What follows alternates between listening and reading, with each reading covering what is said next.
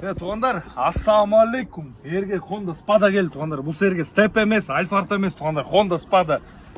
Мына айтканда туугандар, чыгарган жылы 2003, 2 кубта туугандар. Баклажанын светте, көрсөңүздөр болот 90% туугандар, родной окрасы 90%.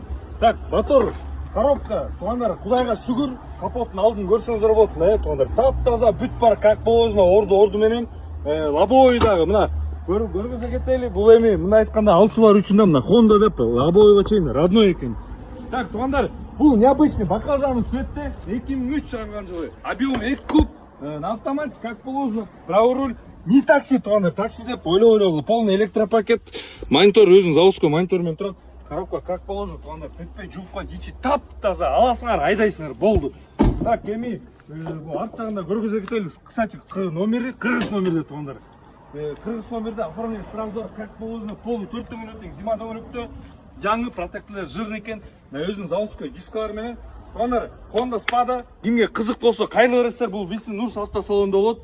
Келе бересиздер. Бунун баасы реальный чыкты туугандар. $10.500, 90% өзүнүн родной окрасы менен.